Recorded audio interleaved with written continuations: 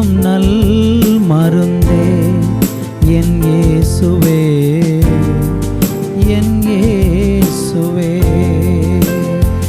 ஜீவன் தரும் நல் மருந்தே என் இயேசுவே, என் இயேசுவே.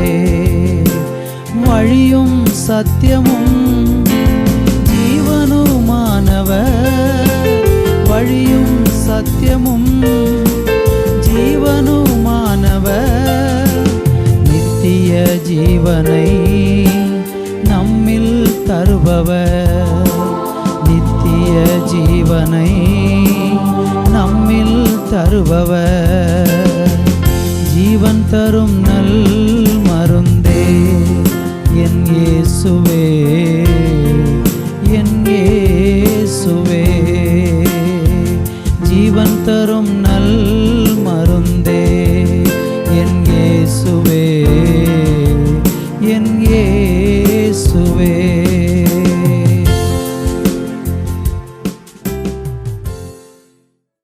தேவனுடைய பிள்ளைகளே, ஆண்டவராய் இயேசு கிறிஸ்துவின் நாமத்திலே உங்களை அன்போடு கூட நான் வாழ்த்தி வரவேற்கிறேன். இன்றைக்கு நம்ம வேதத்திலிருந்து தியானிக்கும்படியாக அப்போஸ்தலர் நடபடிகளின் புஸ்தகம் 13வது அதிகாரம் அதில் 38வது வசனத்தை வாசித்து இன்றைக்கு நம்ம தியானிக்க போகிறோம்.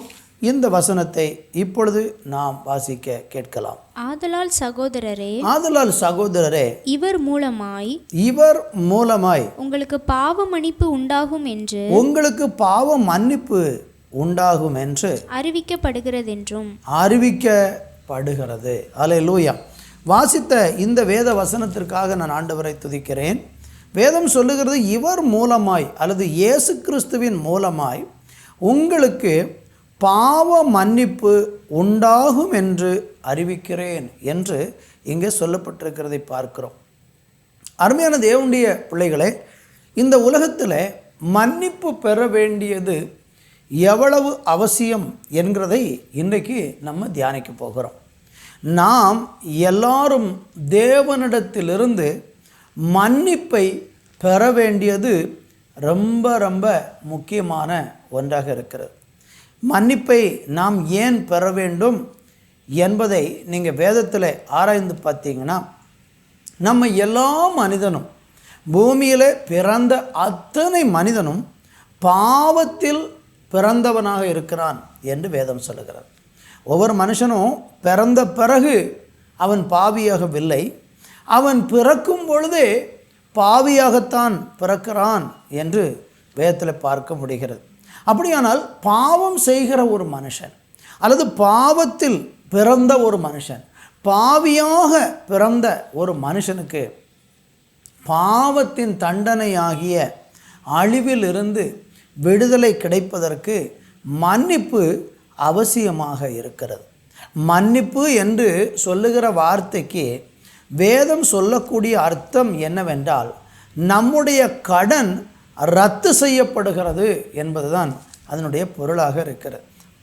நீங்கள் இதை பார்க்க வேண்டுமென்றால் மத்தேயு எழுதின சுவிசேஷத்திலே 18ஆம் அதிகாரம் 24 நீங்கள் வாசித்தீங்கன்னா, அங்கே ஒரு மனுஷனுடைய கடன் ரத்து செய்யப்படுகிறதை வேதம் நமக்கு சொல்லுகிறது. 24வது வசனத்திலிருந்து வாசிக்க கேட்கலாம். அவன் கணக்கு பார்க்க தொடங்கின போது 10,000 தாலந்து கடன்பட்டவன் ஒருவனை அவனுக்கு முன்பாக கொண்டு வந்தார்கள். கடனை தீர்க்க அவனுக்கு நிர்வாகம் இல்லாதபடியால் அவனுடைய ஆண்டவன் அவனையும் அவன் பெண்ஜாதி பிள்ளைகளையும் அவனுக்கு உண்டான எல்லாவற்றையும் விற்று கடனை தீர்க்கும்படி கட்டளையிட்டான். அப்பொழுது அந்த ஊழியக்காரன் தாழ விழுந்து வணங்கி, ஆண்டவனே, என்னிடத்தில் பொறுமையாயிரும், எல்லாவற்றையும் உமக்கு கொடுத்து தீர்க்கிறேன் என்றான். அந்த ஊழியக்காரன், நல்லா கவனிங்க, 27வது வசனத்துல, அந்த ஊழியக்காரனுடைய ஆண்டவன் மனதிறங்கி அவனை விடுதலை பண்ணி கடனையும் அவனுக்கு மன்னித்து விட்டான். இதுதான் பாவ மன்னிப்பு அல்லது மன்னிப்பு என்கிற வார்த்தையினுடைய அர்த்தமாக இருக்கிறது. அதை குறிக்கிற ஒரு வேத வசனமாக இருக்கிறது. ஒரு மனுஷன் மன்னிப்பு பெறுகிறான் என்றால் அதனுடைய உண்மையான அர்த்தம் என்னவென்றால், அவனுடைய கடன் அதோடு கூட ரத்து செய்யப்படுகிறது. நமக்கு இதை கொஞ்சம் நம்முடைய வாழ்க்கையோடு ஒப்பிட்டு நம்ம தியானித்தா எப்படி நம்முடைய கடன் ரத்து செய்யப்படுகிறது, அல்லது என்ன கடன் நமக்கு ரத்து செய்யப்படுகிறது பாவ மன்னிப்பை ஆண்டவர் தொடர்படுத்தி பேசுகிற காரியத்தில் என்று நம்ம ஆராய்ந்து பார்த்திங்கன்னா, நம்ம எல்லாருமே இந்த பூமியில் பாவம் செய்கிறதின் நிமித்தம் பாவத்தினாலே ஒரு தண்டனை நம்ம எல்லா மனுஷனுடைய மேலும் இருந்து கொண்டிருக்கிறது என்று வேதம் நமக்கு சொல்லுகிறது. வேதத்தில் நீங்கள் படித்து பார்த்தீங்கன்னா ரோமர் 6ஆம் அதிகாரம் 23வது வசனத்தை நீங்கள் வாசிச்சிங்கன்னா அங்கே ஒரு மனுஷனுடைய பாவத்துக்கான ஒரு தண்டனை என்ன, அல்லது பாவத்துக்கான ஒரு பலன் என்ன, பாவம் செய்யும்போது அந்த பாவத்துக்கான விளைவு என்ன என்பதை வேதம் நமக்கு சொல்லுகிறது. அந்த வசனத்தை வாசிக்க கேட்கலாம். பாவத்தின் சம்பளம் மரணம், பாவத்தின் சம்பளம் மரணம், தேவனுடைய கிருபை வரமோ, தேவனுடைய கிருபை வரமோ, நம்முடைய கர்த்தராகிய இயேசு கிறிஸ்துவினால் உண்டான நித்திய ஜீவன். அப்போ இங்கே சொல்லப்பட்டிருக்கிற வார்த்தையை நீங்கள் கவனிக்கணும். பாவத்திற்கு ஒரு சம்பளம் இருக்கிறது, அல்லது பாவத்துக்கு ஒரு பலன் இருக்கிறது, பாவத்துக்கு ஒரு விளைவு இருக்கிறது. இன்னும் பல வார்த்தைகளை சொல்லி நான் சொல்லலாம். பாவத்துக்கு ஒரு பின்விளைவு இருக்கிறது என்றெல்லாம் வேதத்தில் நம்ம பார்க்க முடியாது. அருமையான தேவனுடைய பிள்ளைகளை, பாவம் செய்யும்போது ஒரு மனுஷன் இந்த பூமியில் வாழ்கிற நாட்களில் அவன் செய்கிற ஒவ்வொரு பாவத்துக்காகவும் ஒரு விளைவு, தண்டனை, பலன் அவனுக்கு இருக்கிறது. அதான் பைபிள் ரொம்ப தெளிவாக சொல்கிறது. பாவத்தின் சம்பளம் அது மரணம் என்று சொல்லப்பட்டிருக்கிறது. என்னை கவனித்து கொண்டிருக்கிற அன்பான தேவனுடைய பிள்ளைகளே, இந்த பாவத்தின் சம்பளமாகிய மரணத்தை ஒரு மனுஷன் அனுபவிக்காமல் அந்த மரணத்திலிருந்து விடுவிக்கப்படுகிற, அல்லது மரணத்திலிருந்து அவன் மீண்டு வரணும்னு சொன்னால் அதற்கு அவனுக்கு என்ன தேவை? அவனுக்கு மன்னிப்பு அவசியமாக இருக்கிறது.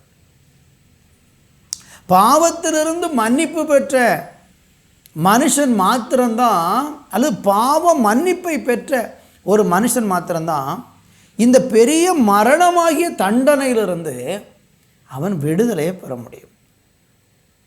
அல்லனா அவன் மேலே அந்த தண்டனை இருந்து கொண்டே இருக்கிறது, அவனை அந்த மரணம் தொடர்ந்து வந்து கொண்டே இருக்கிறது. நீங்கள் நினைக்கலாம், ஒருவேளை மரணம்னா அது எல்லாருக்கும் உள்ளது தானே என்று நீங்கள் யோசிக்கிறீங்கன்னா, வெளிப்படுத்தின விசேஷத்தில் 2ஆம் அதிகாரத்தில் நீங்கள் வாசிக்கும்போது அங்கே சபைகளை குறித்து கர்த்தர் சொல்லக்கூடிய வார்த்தையில் ஒரு காரியத்தை சொல்லுகிறதை பார்க்கிறோம். அங்கே 2ஆம் அதிகாரம் 11வது வசனத்தில் சிமர்னா சபையை குறித்து கர்த்தர் சொல்லும்போது ஆவியானவர் சபைகளுக்கு 11வது வசனத்தில் சபைகளுக்கு சொல்லுகிறதை காதுள்ளவன் கேட்க கடவன், ஜெயம் கொள்ளுகிறவன் 2ஆம் மரணத்தினால் சேதப்படுவது இல்லை. அப்போ இங்கே பைபிள் என்ன சொல்லுகிறதுன்னா, 2ஆம் மரணம் ஒன்று இருக்கிறது, முதல் மரணம் ஒன்று இருக்கிறது, 2ஆம் மரணம் என்று இருக்கிறது. 2ஆம் மரணம் யாருக்கு இருக்கிறது என்றால், பாவம் செய்து பாவ மன்னிப்பை பெறாத மனுஷனுக்கு 2வது ஒரு மரணம் இருக்கிறது என்று சொல்லுகிறது. என்ன 2வது மரணம்? முதல் மரணம்னா என்ன? முதல் மரணம் என்பது எல்லாருக்கும் நியமிக்கப்பட்டிருக்கிறது. எல்லா மனுஷனுக்கும் அந்த முதல் மரணம் நியமிக்கப்பட்டிருக்கிறது. அவன் சரீரத்திலிருந்து அவனுடைய ஆவி அவனை விட்டு பிரிந்து போகிறதை மரணம் என்று ஒரு வார்த்தையில் வேதம் நமக்கு சொல்கிறது. ஆனால் 2ஆம் மரணம் என்பது எல்லாருக்கும் இல்லை. இந்த பாவ மன்னிப்பை யார் பெற்றுக்கொள்கிறாங்களோ அவங்க இந்த 2ஆம் மரணத்தில் தப்பிடுவாங்க. அதுக்கு தான் சொல்லப்பட்டிருக்கு. அந்த 2ஆம் மரணத்தை குறித்து தான் நம்ம ரோமரில் படித்தோம் அல்லவா, 6:23 பாவத்தின் சம்பளம் மரணம் என்பது அந்த 2ஆம் மரணம். அவனுடைய சரீரம் மரித்து அவனுடைய ஆவி அவனை விட்டு பிரிந்து அந்த ஆவி தேவனுக்கு முன்பாக போய் நின்று அங்கே அவன் செய்த எல்லா பாவத்துக்கான தண்டனையை சம்பளமாக 2ஆம் மரணமாகிய நரகத்தை அவன் சென்றடைவான், அழிவில் சென்றடைவான், நித்திய அழிவிலே நித்திய மரணத்தில் அவன் சென்றடைவான் என்று வேதம் நமக்கு சொல்லுகிறது. அப்படியானால் இந்த உலகத்திலே நம்ம வாழும்போதே நம்ம மன்னிப்பு பெற வேண்டியது அவசியம். யாரெல்லாம் பாவ மன்னிப்பை பெற்றிருக்கிறாங்களோ அவங்களுக்கு 2ஆம் மரணம் என்பது இல்லை. அவங்க சரீர பிரகாரமாக ஒரு விசை மாத்திரம் உலகத்தில் மரிப்பாங்க. மரித்த பிறகு அவனுடைய ஆத்துமா தேவனண்டைக்கு போகும். அவன் மன்னிப்பு பெற்றதுனால அவனுக்கு ஆண்டவர் நித்திய ஜீவனை கொடுப்பார். அதுதான் வேதம் சொல்லுகிறது. ரோமர் 6:23 பாவத்தின் சம்பளம் மரணம், தேவனுடைய கிருபை வரமோ நம்முடைய கர்த்தராகிய இயேசு கிறிஸ்துவினாலே உண்டாகிற நித்திய ஜீவன் என்று சொல்லப்பட்டிருக்கிறது. அப்போ பாவ மன்னிப்பை பெற்றவங்களுக்கு தேவன் ஒரு நித்திய ஜீவனை வைத்திருக்கிறார். நீங்கள் ஒருவேளை சொல்லலாம், நான் ஒரு பாவமே செய்யலை, என்கிட்ட பாவம் என்பதே இல்லை, நான் ரொம்ப நல்லவனாக இருக்கிறேன், நான் நிறைய பேருக்கு நன்மை செஞ்சுக்கிட்டு இருக்கிறேன், என்கிட்ட ஒரு குறையும் இல்லை அப்படின்னு நீங்கள் சொல்கிறீங்கன்னா, ஆண்டவர் சொல்கிறாரு அது தப்பு, எல்லாருமே பாவி தான் என்று வேதம் சொல்லுகிறது. நீங்கள் பிரசங்கின் புத்தகத்தில் 7ஆம் அதிகாரம் 20வது வசனத்தை வாசித்து பாருங்கள். அங்கே கர்த்தர் என்ன சொல்லுகிறார்? வாசிக்க கேட்கலாம். ஒரு பாவமும் செய்யாமல், ஒரு பாவமும் செய்யாமல் நன்மையே செய்யத்தக்க நீதிமான், நன்மையே செய்யத்தக்க நீதிமான் பூமியில் இல்லை. பூமியில் இல்லை. பூமியில் எங்கே தேடினாலும் ஒரு பாவமும் செய்யாத நீதிமான் இந்த பூமியிலே இல்லை. எவ்வளோ அழகா ஆண்டவர் எவ்வளவு தெளிவுபடுத்தி நமக்கு எழுதி வச்சிருக்கிறார் பாருங்க. அப்படின்னா நீங்கள் நான் சொல்ல முடியுமா, நான் பாவம் செய்யலை, என்கிட்ட தப்பு இல்லை, நான் நீதிமானாக இருக்கிறேன், நான் நல்லவனாக இருக்கிறேன், நான் யாருக்கும் எந்த தீமையும் செஞ்சதில்லை, என்கிட்ட ஒரு குறையும் இல்லைன்னு சொல்லி நீங்கள் சொல்கிறீங்கன்னா அது வேதத்துக்கு புறம்பான ஒரு காரியமாக இருக்கிறது. இன்னொரு வசனம் கூட அதற்கு இணையாக நம்ம வாசிக்கும்போது, நீங்கள் ரோமர் 3ஆம் அதிகாரம் 10வது வசனம் 23வது வசனம், இந்த 2 வசனத்தையும் கூட நம்ம வாசிக்க கேட்கலாம். அங்கே ஒரு மனுஷன் எவ்வளோ பெரிய பாவியாக இருக்கிறான், அவனுக்கு மன்னிப்பு ஏன் அவசியங்கிறது இந்த வசனமெல்லாம் நமக்கு வெளிப்படையாக சொல்லுகிறது. வாசிக்க கேட்கலாம். அந்தபடியே நீதிமான் ஒருவனாகிலும் இல்லை, நீதிமான் ஒருவனாகிலும் இல்லை. அங்கே நம்ம பிரசங்கில் படித்தோம், பூமியில் பாவம் செய்யாத மனுஷன் ஒருத்தன், ஒரு பாவம் கூட செய்யாத மனிதன் பூமியில் இல்லையே என்று படித்தோம். இங்கே சொல்லப்பட்டிருக்கு நீதிமான் ஒருவனாகிலும் இல்லை, இல்லை. பார்த்தீங்களா? அப்போ நீதிமான் யாராவது இருக்கிறாங்களா? ஒருவன் கூட இல்லை. எல்லா மனுஷனுக்குள்ளேயும் பாவம் என்கிற ஒரு விஷயம் இருந்து கொண்டே இருக்கிறது. நீதிமான் ஒருவனும் இல்லை. அதில் 23வது வசனத்தை படிக்கலாம். எல்லாரும் பாவம் செய்து, பாருங்க, இப்போ ஒரு வார்த்தை அழகா வருகிறது, எல்லாரும் பாவம் செய்து தேவ மகிமையற்றவர்கள், தேவ மகிமையை அற்றவர்களானார்கள். அப்படின்னா எல்லா மனுஷனும் பாவம் செஞ்சுருக்கிறான், எல்லாருமே தேவ மகிமை இழந்திருக்கிறாங்க, ஒருத்தங்கூட இல்லை நல்லவங்க, எல்லா மனிதனும் பாவிகளே என்று வேதம் நமக்கு சொல்லுகிறது. வேதம் நமக்கு சொல்லுகிறது. அப்படின்னா நம்ம என்ன செய்யணும்னா, நம்முடைய பாவத்தை ஒத்துக்கொண்டு, ஆண்டவரே நான் பாவியாக இருக்கிறேன், எனக்கு மன்னிப்பு தேவை, இந்த பாவத்தின் சம்பளமாகிய 2ஆம் மரணத்தில் நான் என் வாழ்க்கையை அழிச்சிடக்கூடாது, நான் இந்த பூமியை விட்டு மரித்து என்னுடைய ஆத்துமா தேவனுக்கு முன்னால் வரும்போது அந்த ஆத்துமாவிலே நடக்க போகிற 2ஆம் மரணம் எனக்கு வேண்டாம், எனக்கு நித்திய ஜீவன் வேணும், நான் பாவம் மன்னிப்பு பெறணும் என்று சொல்லி ஒரு மனிதன் தேவனண்டைக்கு வந்தால் அவன் பாவ மன்னிப்பை பெறுவான். பாவ மன்னிப்பை பெறுவதற்கு நம்ம என்ன செய்யணும்? நிறைய பேருக்கு அது தெரியலை. தன்னுடைய பாவத்தின் பிராயச்சித்தத்திற்காக, தன்னுடைய பாவத்தின் மன்னிப்புக்காக மனிதர்கள் பல வழிகளை இன்றைக்கு செய்து கொண்டிருக்கிறாங்க. ஆனால் நாமளாகவே நம்முடைய பாவத்திற்காக ஒரு பரிகாரமும் செய்ய முடியாது. நம்ம செய்கிற பாவ பரிகாரம் எதுவுமே நமக்கு பாவத்திலிருந்து விடுதலை தராது, பாவத்திலிருந்து விடுதலை தராது. அந்த பாவத்திலிருந்து உண்டாகிற விடுதலையை ஒரு மனுஷன் பெற வேண்டும் என்றால் அவனுக்கு வேதம் சில ஆலோசனைகளையும் சில அறிவுரைகளையும் சில ஆழமான காரியங்களையும் அவனுக்கு ஒரு வழிகாட்டுதலை வேத வசனம் நமக்கு சொல்லுகிறது. பாவத்திலிருந்து ஒரு மனுஷனுக்கு எப்படி விடுதலை கிடைக்கும் அப்படிங்கிறத வேதத்தில் நம்ம ஆராய்ந்து பார்க்க வேண்டியது அவசியமாக இருக்கிறது. நீங்கள் 1 யோவான் 1ஆம் அதிகாரம் 8வது வசனத்தை படித்து பார்த்தீங்கன்னா, நமக்கு பாவம் இல்லை என்று நம்ம சொல்லுவோம்னா நம்மை நாமே வஞ்சிக்கிறவர்களாக இருக்கிறோம், சத்தியம் நமக்குள் இராதுன்னு ஆண்டவர் சொல்கிறார். பாவம் ஒரு மனுஷனுக்குள்ளே இருக்கும்போது அவன் அதை இல்லை என்று மறுதலிக்கிறானா அவனை பைபிள் பொய்யன் என்று சொல்லுகிறது. அப்படியானால் நம்முடைய பாவத்தை நம்ம ஒத்துக்கொள்ள வேண்டும், நம்முடைய பாவத்தை தேவனிடத்தில் அறிக்கை செய்ய வேண்டும். அப்படி அறிக்கை செய்யும்போது அந்த பாவத்திலிருந்து நமக்கு ஒரு விடுதலையை ஆண்டவர் தருகிறார். கர்த்தருக்கு மகிமை உண்டாகட்டும். இந்த பாவத்திலிருந்து மன்னிப்பு பெறுவதற்காக நாம் என்ன செய்யணும், அதற்கு என்ன வழி என்பதை நம்ம பார்க்க போகிறோம். நீங்கள் யோவான் சுவிசேஷத்திலே 1ஆம் அதிகாரம் 1வது வசனத்தை வாசிக்கும்போது, ஆதியிலே வார்த்தை இருந்தது, அந்த வார்த்தை தேவனிடத்தில் இருந்தது, அந்த வார்த்தை தேவனாக இருந்தது. பைபிள் சொல்லுகிறது ஆதியில், அதாவது ஆரம்பத்தில் என்ன இருந்தது, வார்த்தை இருந்தது. அந்த வார்த்தை யாரிடத்தில் இருந்தது, தேவனிடத்தில் இருந்தது. அந்த வார்த்தை தேவனாக இருந்தது. அப்படின்னா தேவனை வார்த்தை என்கிற ஒரு காரியத்தை கொண்டு விளக்குகிறதை பார்க்கிறோம். இப்போ நீங்கள் அதை இணைத்து ஒரு காரியத்தை பாருங்கள். அந்த ஆதியிலே இருந்த வார்த்தை, அந்த ஆதியிலே இருந்த வார்த்தையாகிய தேவன் இந்த பூமிக்கு வந்தார் என்று வேதம் சொல்லுகிறது. யோவான் 1:14 வாசிக்கும்போது, அந்த வார்த்தை மாமிசமாகி கிருபையினாலும் சத்தியத்தினாலும் நிறைந்தவராய் நமக்குள் வாசம் பண்ணினார். அவருடைய மகிமையை கண்டோம், அது பிதாவுக்கு ஒரே பேரானவருடைய மகிமைக்கு ஏற்ற மகிமையாக இருந்தது. வார்த்தையாகிய தெய்வம் இந்த பூமிக்கு மாம்சத்தில் வந்தார் என்று சொல்லப்பட்டிருக்கிறது. அதான் வார்த்தை இப்போ எப்படி மாறிற்று, மாமிசமாக மாறிற்று. வார்த்தையாகிய தெய்வம் மாமிசமாக உலகத்துக்கு வந்தார். அவர்தான் ஆண்டவராகிய இயேசு கிறிஸ்து.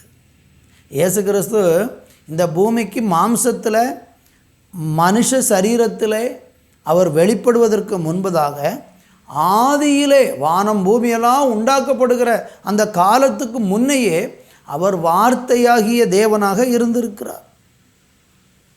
அந்த வார்த்தையாகிய தேவன் இந்த பூமியிலே மனுஷனாக மாமிச சரீரத்தில் வந்தார் என்று வேதம் நமக்கு விளக்குகிறது.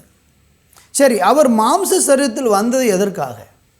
அவருக்கு இந்த பூமியில் ஒரு மனுஷனை போல ஒரு சரீரத்தை பெற்று இந்த பூமிக்கு வர வேண்டியதனுடைய அவசியம் என்ன? இயேசு கிறிஸ்து இந்த பூமியில் மாம்சத்தில் வந்து நம்ம எல்லாருடைய பாவத்தின் தண்டனைகளையும் அவர் தன்னுடைய சரீரத்தில் ஏற்றுக்கொண்டு அவர் சிலுவையில் நமக்காக மரித்தார் என்று வேதம் சொல்லுகிறது. நீங்கள் 2 கொரிந்தியர் 5ஆம் அதிகாரம் 21வது வசனத்தை வாசித்து பாருங்கள். அந்த வசனத்தை இப்பொழுது வாசிக்க கேட்கலாம். நாம் அவருக்குள் தேவனுடைய நீதியாகும்படிக்கு பாவம் அறியாத அவரை, நல்லா கவனித்துக் கொள்ளுங்கள், பாவம் அறியாத அவரை நமக்காக பாவமாக்கினார். பிதாவாகிய தேவன் குமாரனாகிய இயேசு கிறிஸ்துவை இந்த பூமிக்கு வார்த்தையாய் இருந்த அந்த தெய்வத்தை ஒரு மாமிச சரீரத்தில் அனுப்பி நாம் அவருக்குள் தேவனுடைய நீதியாகும்படிக்கு பாவம் அறியாத அவரை நமக்காக பாவமாக்கினார். இதனுடைய உண்மையான அர்த்தம் என்ன? நம்முடைய பாவங்களையெல்லாம் ஆண்டவராகிய இயேசு கிறிஸ்து தன்னுடைய சரீரத்திலே சுமந்து நமக்காக அவர் சிலுவையிலே மரித்தார் என்பதுதான் இதற்கான அர்த்தமாக இருக்கிறது. கர்த்தருக்கு மகிமை உண்டாகட்டும். ஆண்டவராய் இயேசு கிறிஸ்து மரித்ததோடு கூட முடியலை. அவர் மரித்து மரணத்தை விட்டு 3வது நாள் உயிர்த்தெழுந்தார். அவர் சிலுவையில் மரித்தது எதற்காக என்றால், நம்ம எல்லாருடைய பாவங்களையும் அவருடைய சரீரத்திலே அவர் சுமந்து தான் மரித்திருக்கிறார். நீங்கள் 1 யோவான் 2ஆம் அதிகாரம் 2வது வசனத்தை கூட வாசித்து பாருங்கள். அங்கே வேதம் என்ன சொல்லுகிறது? வாசிக்க கேட்கலாம். நம்முடைய பாவங்களை நிவிர்த்தி செய்கிற நம்முடைய பாவங்களை நிவிர்த்தி செய்கிற கிருபாதார பலி அவரே. கிருபாதார பலி அவரே. நம்முடைய பாவங்களை மாத்திரமல்ல, நல்லா கேளுங்க, நம்முடைய பாவங்களை மாத்திரமல்ல, சர்வ லோகத்தின் பாவங்களையும் சர்வ லோகத்தின் பாவங்களையும் நிவிர்த்தி செய்கிற பலியாய் இருக்கிறார். பார்த்தீங்களா? இந்த நம்ம பாவத்தை மாத்திரம் இயேசு சிலுவையில் சுமக்கலையாம், சர்வ லோகத்தின் பாவத்தையும் தன்னுடைய தோளிலே இயேசு கிறிஸ்து சுமந்து தீர்த்தார். ஒரு மனுஷனுக்காக வரல, ஒரு இனத்துக்காக வரல, ஒரு மதத்துக்காக வரல, ஒரு சார்ந்த மக்களுக்காக வரல, முழு உலகத்தின் பாவத்தையும் தன்னுடைய தோளின் மேலே சுமந்து முழு உலகத்தின் பாவங்களுக்காகவும் அவர் சிலுவையிலே மரிச்சிருக்கிறார். அப்படியானால் பாவ மன்னிப்புக்காக நீங்கள் எங்கேயும் ஓட வேண்டிய அவசியம் இல்லை, நீங்கள் எதையும் செய்ய வேண்டியது அவசியம் இல்லை. நீங்கள் பாவத்துக்காக எந்த பிராயச்சித்தத்தையும் செய்தாலும் உங்கள் பாவம் பூரணமாக மன்னிக்கப்படாது. நம்ம எல்லாருடைய பாவத்துக்காக ஒருத்தர் நமக்கு பதிலாக மரிச்சிருக்கிறாரு. அவர்தான் ஆண்டவராகி இயேசு கிறிஸ்து. அவர் வார்த்தையாக இருந்த தெய்வம் ஆதியிலே. உலகமெல்லாம் உண்டாகிறதுக்கு முன்பாக அவர் வார்த்தையாக இருந்தவர். இந்த பூமிக்கு மனுஷ சரீரத்தில் வந்து சிலுவையிலே நம்ம எல்லாருடைய பாவங்களையும் அவர் சுமந்து நமக்காக சிலுவையில் மரித்து அடக்கம் பண்ணப்பட்டு அவர் 3வது நாள் உயிரோடு எழுந்தார். நீங்கள் ரோமருக்கு எழுதின நிருபம் 1ஆம் அதிகாரம் 4-5 வசனங்களை படிக்கும்போது இயேசு கிறிஸ்துவை குறித்து தேவன் தம்முடைய தீர்க்கதரிசிகளின் மூலமாய் பரிசுத்த வேதாகமங்களில் முன்னே தம்முடைய சுவிசேஷத்தை பற்றி வாக்குத்தத்தம் பண்ணினபடி கர்த்தராகிய இயேசு கிறிஸ்துவானவர் மாம்சத்தின்படி தாவீதின் சந்ததியில் பிறந்தவரும் பரிசுத்தமுள்ள ஆவியின்படி தேவனுடைய சுதன் என்று மரித்தோரிலிருந்து எழுந்ததினாலே பலமாய் ரூபிக்கப்பட்ட தேவ குமாரனுமாக இருக்கிறார். என்னை கவனித்து கொண்டிருக்கிற அருமையான தேவனுடைய பிள்ளைகளே, இயேசு கிறிஸ்து யார் என்பதற்கு ரொம்ப தெளிவான ஒரு விளக்கம். அவர் மதத்தை ஸ்தாபிக்க வரல, ஒரு இனத்துக்காக போராட வரல, ஒரு குறிப்பிட்ட மார்க்கத்தை உண்டாக்குறதுக்கு வரல.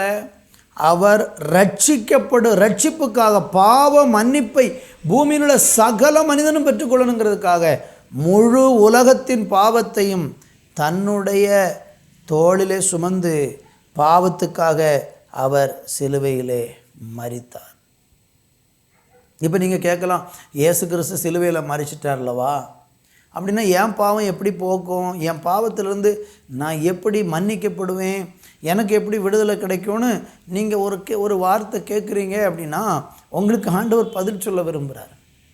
நீங்கள் மன்னிக்கப்படுறதுக்கு அப்படின்னா நம்ம ஒன்றுமே செய்ய வேண்டாமா? இயேசு சிலுவையில் மரித்துட்டார் அல்லவா, நான் இப்போ பாவ மன்னிப்பு எனக்கு தன்னால் கிடைச்சிருமா? கிடைக்காது.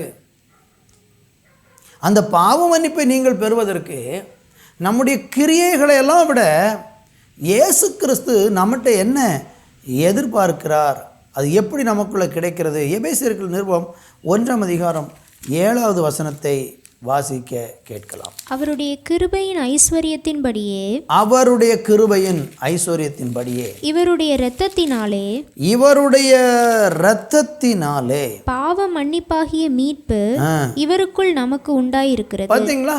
ஆண்டவருடைய வார்த்தை சொல்லுகிறது, அவருடைய கிருபையின் ஐஸ்வரியத்தின்படியே. உங்களுக்கு ரட்சிப்பு சும்மா கிடைக்காது, அது உங்கள் மேலே தேவன் வைத்த கிருபையின் அடிப்படையில் கிடைக்குது. அந்த கிருபையின் அடிப்படையில் அவருடைய இரத்தத்தினாலே நமக்கு பாவ மன்னிப்பும் மீட்பு அவருக்குள் நமக்கு கூட. பாவ மன்னிப்பு இயேசு கிறிஸ்துவுடைய இரத்தத்தினாலே நமக்கு கிடைக்கிறது. சிலுவையில் சிந்தின அந்த இரத்தம் நம்முடைய பாவங்களை கழுகுவதற்கு இன்றைக்கும் அது உண்மையாக இருக்கிறது என்று வேதம் சொல்லுகிறது. இன்னொரு வசனத்தை கூட நம்ம வாசிக்கலாம். எபேசியர் 2ஆம் அதிகாரத்தில் 8வது வசனத்தை கூட நம்ம இப்போ வாசிக்க கேட்கலாம். கிருபையினாலே கிருபையினாலே விசுவாசத்தை கொண்டு ரட்சிக்கப்பட்டீர்கள். விசுவாசத்தை கொண்டு ரட்சிக்கப்பட்டீர்கள். இது உங்களால் உண்டானதல்ல, இது தேவனுடைய ஈவு. அப்ப இந்த மீட்பு அல்லது இந்த மன்னிப்பு நமக்கு எப்படி கிடைக்கும்? நீங்க சும்மா இருந்தால் கிடைக்காது. அவருடைய இரத்தத்தினாலே பாவ மன்னிப்பாகிய மீட்பு அவருக்குள் நமக்கு உண்டாயிருக்கிறது என்று நம்ம எபேசியர் 1:7 படித்தோம் அல்லவா? 2:8 சொல்லுகிறது, கிருபையினாலே அது நீங்கள் விசுவாசத்தை கொண்டு தான் அந்த மீட்பை பெற முடியும், அந்த ரட்சிப்பை, அந்த மன்னிப்பை பெற முடியும். அதற்கு நம்மகிட்ட தேவன் எதிர்பார்க்கிறேன் தெரியுமா? நீங்கள் இயேசுவை விசுவாசிக்கணும். உங்களுக்காக மரித்தார் அல்லவா? முழு உலகத்துக்காக அவர் மரித்தார் அல்லவா? முழு மனிதனுடைய மீட்புக்காக சிலுவையில் பாடுபட்டார் அல்லவா? அப்படி முழு உலகத்துக்காக பாடுபட்டு, உங்களுடைய பாவத்துக்காக அவர் பாடுபட்டு, மதம், ஜாதி, இனம், வேற்றுமை இல்லாமல் எல்லாருக்காக இயேசு பாடுபட்டு அவர் சிலுவையில் மரித்தார் அல்லவா? அந்த உங்களுக்காக மரித்த இயேசு கிறிஸ்துவை நீங்கள் இருதயத்தில் விசுவாசித்தா போதும். நீங்கள் விசுவாசிக்கும் போது அந்த தேவனுடைய அன்பு அல்லது தேவனுடைய கிருபை உங்கள் மேலே இறங்கி உங்களுக்கு ரட்சிப்பை கொண்டு வருகிறது. நான் சொன்னேன், நம்முடைய எந்த முயற்சினால் நீங்கள் அந்த ரட்சிப்பை பெற முடியாது. நீங்கள் எந்த ஒரு முயற்சி எடுத்தாலும் அந்த ரட்சிப்பை பெற்றுக்கொள்கிறதுக்கு நமக்கு வாய்ப்பு கிடையாது. பிராயச்சித்தத்துக்கு எந்த வழியும் இல்லை, ஒரே ஒரு வழி தான் இருக்கிறது. இயேசு கிறிஸ்துவை விசுவாசிக்கிறதின் மூலமாக அந்த மீட்பு, அந்த ரட்சிப்பு நமக்கு உண்டாகிறது என்று தான் வேதம் நமக்கு இந்த நாட்களிலே சொல்லுகிற காரியமாக இருக்கிறது. கர்த்தருக்கு மகிமை உண்டாகட்டும். இன்னும் வேதத்தில் நம்ம படிக்கும்போது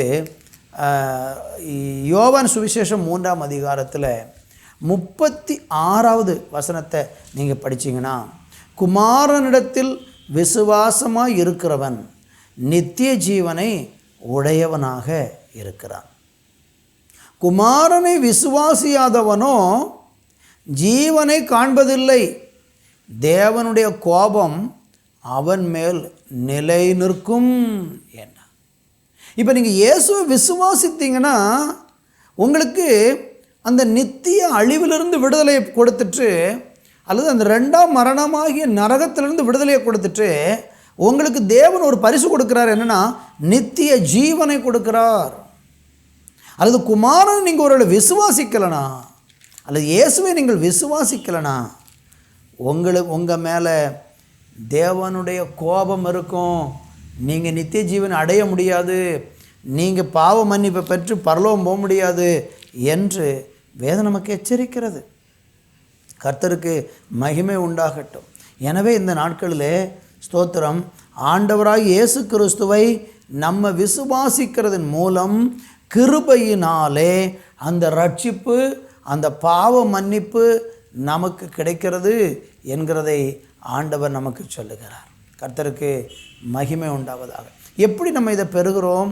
அதே எபேசியரில் 2ஆம் அதிகாரம் 4-5 வசனங்களை நீங்கள் வாசிக்கும்போது அங்கு வேதம் சொல்லுகிறது, 2ஆம் அதிகாரம் 4வது வசனத்தில், தேவனோ இரக்கத்தில் ஐஸ்வர்யமுள்ளவராய் நம்மில் அன்பு கூர்ந்த தம்முடைய மிகுந்த அன்பினாலே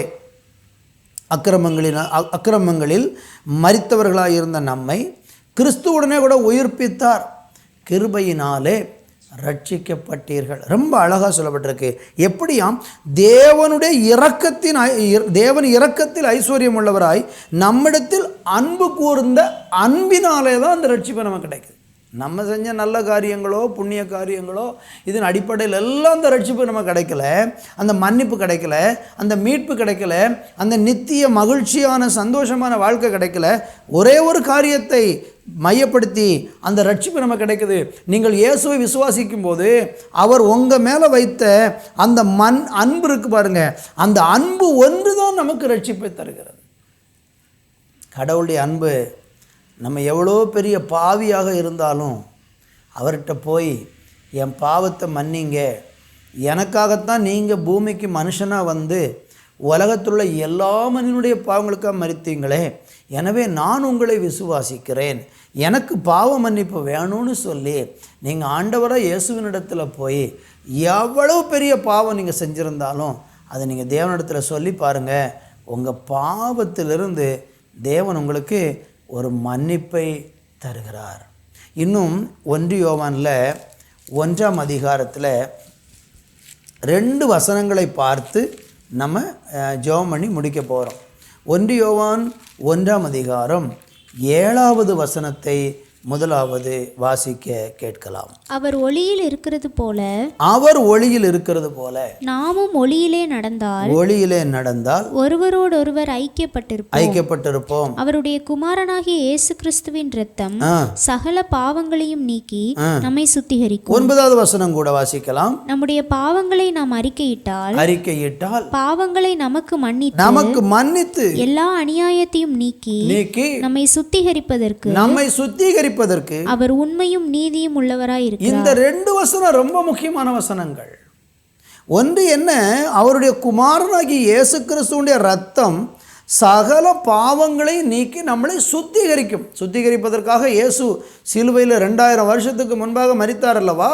அந்த ரத்தம் இன்றைக்கு வரைக்கும் மனிதர்களை சுத்திகரித்து கொண்டே இருக்கிறது.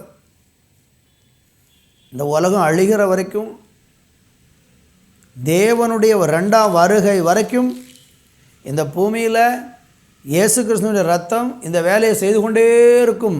மன்னிப்பு கொடுத்து கொண்டே இருக்கும். கழுகப்பட்டு கொண்டே இருப்பார்கள் யாரெல்லாம் வருகிறார்களோ.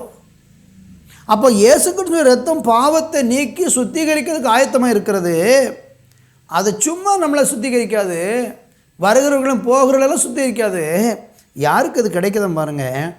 9வது வசனம் சொல்லுது, நம்முடைய பாவங்களை நாம் அறிக்கையிட்டால். யார் இயேசுவினிடத்தில் வந்து இயேசுவை விசுவாசித்து இயேசு என்னுடைய பாவங்களுக்காக சிலுவையில் மரித்தார் என்பதை யார் விசுவாசித்து எனக்கு பாவ மன்னிப்பு வேணும் என்று சொல்லி ஆண்டவரிடத்தில் கேட்கிறாங்களோ, அந்த மனிதனுக்கு ஆண்டவர் பாவத்தை மன்னித்து அவனுக்கு ரட்சிப்பை கொடுக்குறாரு.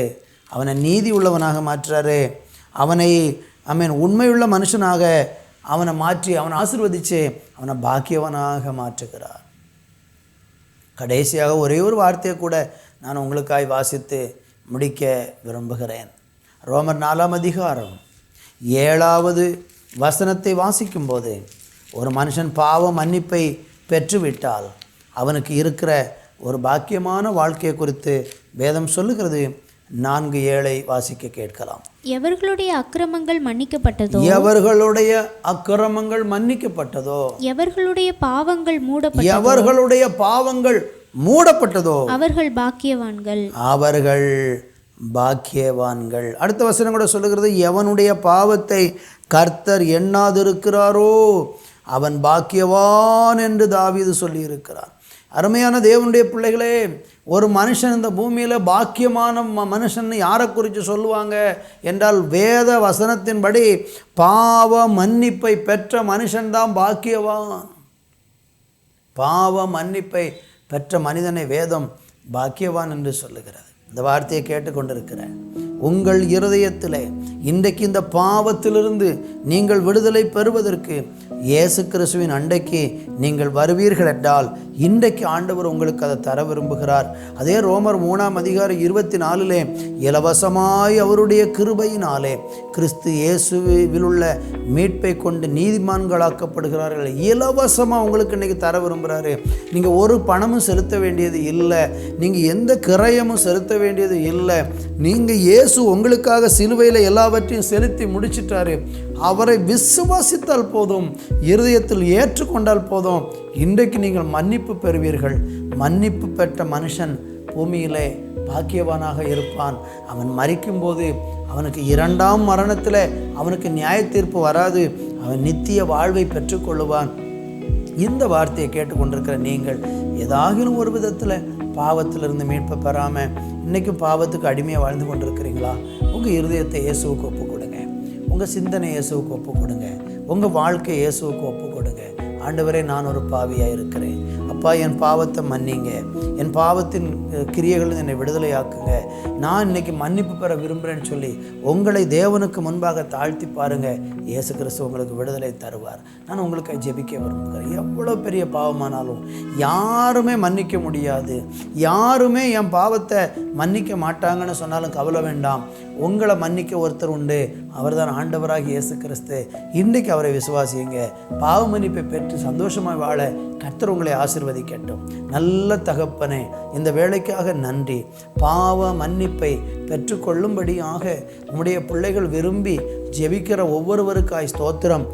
ஆண்டவரே, ஒவ்வொருவரை நீங்கள் தொடுங்க, சந்திங்க. அந்த மன்னிப்பை உங்கள் பிள்ளைகள் பெற்றுக்கொள்ளக்கூடிய பாக்கியத்தை கொடுங்க. ஆண்டவரே ஸ்தோத்திரம். யூடியூப்பில் நேரில் பார்க்கிறவர்கள் ஆண்டவரே உங்கள் நாமத்தினாலே தொடப்படுவார்களாக. பாவ மன்னிப்பு நிச்சயத்தை பெற்றுக்கொண்டு ஆண்டவரை மீட்படைவதற்கு என் தெய்வம் உதவி செய்யும்படியாக நாங்கள் ஜெபிக்கிறோம். அன்பின் காரங்களிலே தாழ்த்தி ஒப்பு கொடுக்கிறோம்.